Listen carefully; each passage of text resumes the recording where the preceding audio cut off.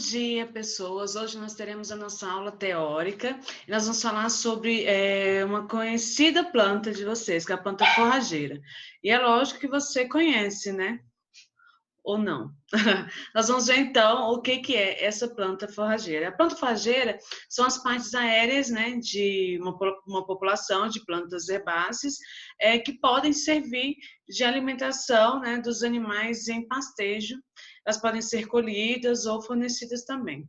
É o famoso conhecido como pasto, tá, gente? A pastagem é o lugar com vegetação própria, né, para o gado pastar, né? É a unidade de manejo de pastejo, ela é fechada e separada de outras áreas por uma cerca ou um outro tipo de barreira, tá? Contém o bebedouro, contém um coxo, né, para poder colocar o sal. Nós temos o piquete também, que corresponde a uma subdivisão dessa pastagem. É fechado, né, e separado também de outras áreas. Nós temos o pasto, né, que é a vegetação utilizada para a alimentação do gado, e, por extensão, né, o terreno onde o gado ele é deixado para ele poder se alimentar, tá?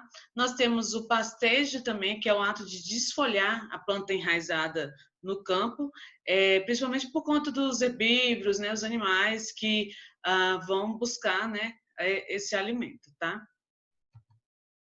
Nós temos o relvado, que é comunidade de plantas, tá? E o dossel do relvado é uma parte aérea caracterizada pelo arranjo dos seus componentes, que podem ser os perfilhos, folhas, caules e também da inflorescência. Nós temos a eficiência do pastejo, que é um percentual de forragem, né, consumida no intervalo, né, de tempo do pastejo, tá? Relativamente ao acúmulo, né, dessa forragem. E nós temos pressão de pastejo, que é a relação entre o peso vivo animal, né, e a quantidade de forragem disponível. Então, vou fazer esse cálculo entre o peso vivo e a forragem que tem disponível. Forragem disponível ou oferta de forragem é a quantidade, né, em quilos de matéria seca de capim disponível para cada 100 quilos de peso vivo de animal por dia, tá? A AMS, né, que é a matéria seca, ela é determinada pela pré-secagem do capim a temperatura, né, de 55, 65 graus Celsius por 72 horas. A taxa de lotação é o número de animais ou unidade de animal pastejando, né, em uma unidade de área, por exemplo, hectare, né? A unidade animal é igual a 450 gramas de peso vivo. Já a capacidade de suporte é a taxa de lotação, né, em uma pressão de pastejo ótima, né, durante um período lá de tempo definido. E aí eles vão observar a produção máxima desse animal por área, tá? Lógico, sem causar nenhuma degradação da pastagem, né, que é o objetivo. No subpastejo, nós temos o que, gente? Poucos animais para muito pasto. Nesse caso, ocorre o desperdício de forragem. A produção por animal, ela torna-se máxima, né, pela oportunidade de seleção de alimentos, mas a produção animal por área é baixa pelo número de animais na pastagem, tá? Já o pastejo ótimo, há um equilíbrio entre a produção de forragem e o número de animais em uma determinada área. É a situação adequada, né, de utilização das pastagens, né, para proporcionar uma produção, uma melhor produção, né, para esses animais, tá? Sem prejudicar as plantas, sem prejudicar o solo, sem prejudicar a pastagem. A produção irregular, ela compromete, né, a produção animal e desgasta a pastagem também, tá, gente? Então, nós temos a produção de animal em pasto, né, que é a cadeia de transferência de energia entre níveis, né, que são as etapas distintos. Como que se dá, né, esse processo, né, e como que ele se organiza? A gente vai aprender isso no próximo slide. É importante para que as práticas, né, de manejo elas possam ser idealizadas, planejadas e implementadas, tá? Como que isso acontece, gente? Nós temos Os estágios de produção em ecossistema, né, de pastagem, primeiro vai acontecer o quê? Vai acontecer o recurso, que é a participação do solo, clima e das plantas, produzindo a forragem, né? E essa forragem ela vai ser consumida e, por final, nós vamos ter o produto, né, animal. Então, eu tenho crescimento, a utilização das plantas e a conversão disso em produto animal. Suplemento. Suplemento é aquilo que serve para suprir, né? É o que se dá a mais. É parte que se junta a um todo para poder ter isso amplo, né? Se está faltando alguma coisa, você precisa usar o suplemento. Nós temos o volumoso, que é todo alimento que é de um baixo valor energético, né? Esse valor é calculado em unidade de peso, principalmente se for elevado, né, o teor de fibra bruta em água, tá? Todo o alimento que possui mais de 18% de fibra bruta, ele pode ser subdividido em forragem seca, que é feno, ou palhas, tá? E forragem aquosa ou úmida, que é o pasto, que a gente conhece como pasto. Nós temos o concentrado também, que são todos os alimentos que contêm alto teor em energia, né? Utilizável por unidade de pesos, né? Graças ao teor de amido, de lipídios, de proteína e de baixo teor de fibra. Nós temos os minerais também, que eles podem ser macro ou microminerais. Plantas forrageiras e pastagens. É a base, né, para a produção de alimentos e alimentação dos animais, né? Nós temos a estacionalidade de produção, onde existe a necessidade, né, de planejamento agrícola. Nós temos a diversidade de tipos de plantas forrageiras, como espécies, cultivos, hábitos de crescimento, né, por exemplo. Nós temos culturas altamente exigentes, né? Exigências nutricionais, né? Versus desfoliação, o elo entre agronomia e zootecnia, né? Que é a produção de alimentos e criação de animais. Bom pecuarista, né? Que é o bom agricultor. Tipos de pastagem, gente. Pastagens naturais. Elas são vegetações originais, que aí, com o decorrer do tempo, elas foram ganhando, né, valor. Nelas nós encontramos espécies de herbáceas, gramíneas, não gramíneas, arbustos, tá? Nós temos as pastagens nativas, que é um tipo de vegetação espontânea, né, que possui algum tipo de valor forrageiro, tá? Esse tipo de vegetação ele cresce após a destruição da vegetação original, como vocês sabem. Nós temos a pastagem cultivada e artificial, que ela é composta por espécies exóticas ou nativas, onde já não existe a vegetação original. Esse tipo de pastagem é dividido em permanente, né, que pode durar até, sei lá, 30 anos, né, e também em temporárias, que pode durar somente uns 6 meses. A escolha da espécie forrageira requer conhecimento de suas características de adaptação ao meio, né, formas de utilização, valor nutricional e possibilidade de consociação, que vocês vão aprender sobre essa consociação na nossa próxima aula. A gente vai falar mais sobre consociação, tá? E etc.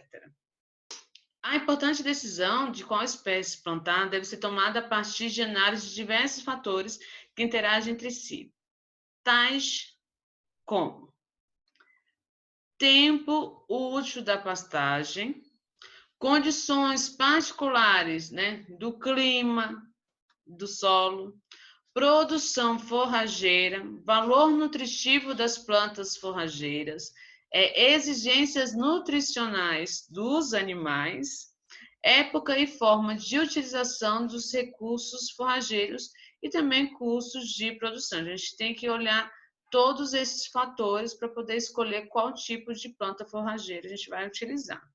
Por exemplo, aqui nós temos o ecossistema pastoril. Ele depende de alguns fatores, né? Por exemplo, fatores de manejo, fatores de solo, fatores de consumo, tá? A altura do pasto, né? E os componentes também necessários para a fertilização desse solo, né? Os fatores de manejo, né? Fatores de solo, altura do pasto, os componentes necessários para a fertilização desse solo, o fator de consumo, que vai ver a raça, a idade, né? A ingestão tanto de quantidade quanto de qualidade desse pasto pelos animais. E se houver a necessidade também, né, de suplementar, se as plantas forrageiras, se o pasto ele não for o suficiente, né, para esses animais, aí existe a necessidade de suplementar. Então, a gente vai analisar o solo, e para analisar o solo, nós vamos ver o clima, né, entre outros. Aí depois, né, depois desse solo, depois da plantação, a gente vai ver como que está toda a estrutura dessas plantas forrageiras, e aí vamos ver como que vai ser o consumo desses animais, né? Analisando, né, todos os fatores dele, de raça, idade, fisiológico, etc. A ingestão dele, se está na quantidade e qualidade ideal, o desempenho dele. E aí vamos ver se é necessário ter a suplementação. Então, gente, o manejo das pastagens tem a participação do clima, do solo, dos animais e das plantas. Então, é necessário todos os cuidados para que o produto final seja adequado, tá? Então, eu devo olhar o clima, devo olhar se o solo ele precisa de adubo ou de irrigação. E isso vai ter uma variância, né? Dependendo do clima, do local. Para ter, né, a produção dessas plantas forrageiras. Para que elas tenham, né, a produtividade esperada. Pastejo seletivo. A preferência, né, dos ruminantes em pastejo ela é função de interações complexas, envolvendo aspectos morfológicos, composição química das plantas, bem como os efeitos pós-ingestivos experimentados pelos animais. Então, é desde a plantação até o pós, né, até esses animais se alimentarem, tá? A evolução do hábito alimentar, ela leva, né, a modificações na anatomia da boca. Por exemplo, teve aparecimento de dente ou não, dependendo do tipo de alimento consumido, bem como estratégias, né, de digestão desses animais. Os atributos desejáveis na produção forrageira. Eu tenho produção de forragem, eu tenho valor, né, que é material verde ou material seco. Eu tenho valor nutritivo, né, que vai ser a composição química e a forma que esse animal está digerindo também. Aceitação pelo animal, que aí é do paladar dele, né? Persistência, facilidade de propagação e estabelecimento, né? E resistência a pragas e doenças. A pastagem no Brasil ela tem um potencial, né, em produção. São fatores geográficos, temos os fatores climáticos, que é temperatura, umidade, luminosidade, tá? O sistema de produção pode ser extensivo ou intensivo, tá? 80% da produção de carne em pasto e 60% a 80% de pastagens cultivadas degradadas. Agora nós vamos ver alguns exemplos, tá, de gramíneas forrageiras. Aqui nós temos alguns exemplos das gramas utilizadas, né, para a pastagem. E também temos as leguminosas forrageiras. Que nós temos o amendoim, nós temos a soja, a leucena, a alfafa, a guandu. E provavelmente o que vocês mais conhecem é a soja. E aqui no Brasil, né, a leguminosa mais utilizada para a forragem é a soja.